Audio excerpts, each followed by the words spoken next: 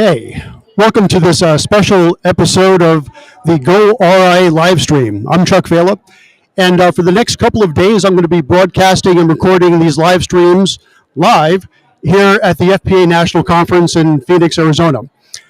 With me today, as well as a few other guests we've had earlier, and a few more we'll have later today. But right now, we have Eric Lansky, who is the president of StoneCastle, and that means we are talking today about cash.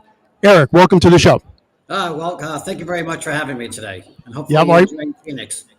I should probably say welcome back. And before we talk a little bit about cash, everyone's favorite topic, certainly these days, I do want to thank very quickly our sponsor, LPL Financial. As I like to say, if you like LPL as an independent broker-dealer, you will love LPL as an RIA custodian, and we appreciate their support. Okay. So Eric, as you know, we do these live streams. This is the official live stream. I've been doing a few earlier, and I'll do some more later as part of our on the road, on location, if you will, here at FPA National. But this is our standard weekly one, which means we're going to talk today very specifically about the new content we put on to goRIA and the podcast that dropped this morning, and that's up on the website as we speak. Eric is the podcast that you and I talked about and did about a week ago, and it came out fantastic. So if you would, give the audience a little teaser, right? What were some of your favorite takeaways from what we talked about, especially from the perspective of how you're seeing RIAs use cash management as a way to get clients and to keep clients? Sure, and thank you again for having me and this opportunity. The key takeaway that the client's most held asset class is probably the one that's least understood by advisors, which is cash. So survey after survey shows the high net worth individual have about 30% of their household wealth sitting in cash, which is an enormous number. Yet the average advisor has about a 5 to 6% cash allocation, meaning that the bulk of the client cash is being held away. And as an independent RIA, you have a unique opportunity to go after that cash, manage it, and give a higher level of security and a much higher rate with solutions like what we make available, FICA for advisors.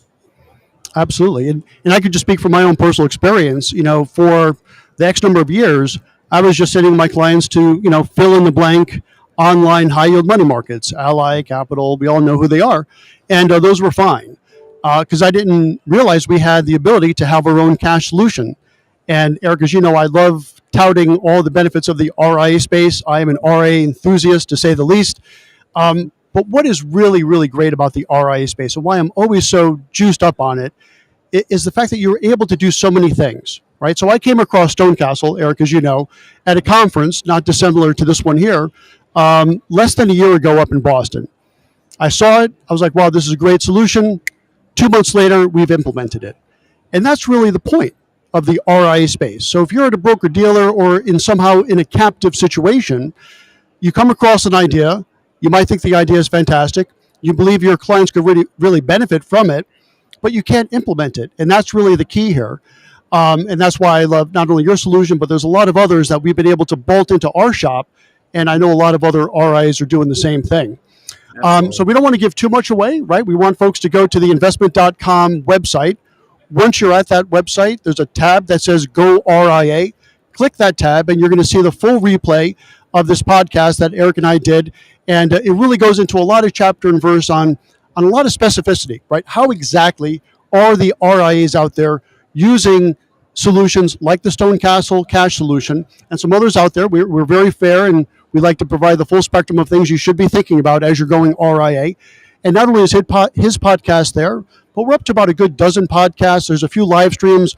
There's going to be a ton of content next week, right? So I'm capturing all this information here from FPA National in Phoenix. We've been speaking to a lot of great, talented people, and all that content's going to be put together in essentially one podcast called Heard at FPA, and there's going to be a lot of good information. So before we kind of wrap things up, I know this is sort of a quick little teaser for what's on the goRIA site.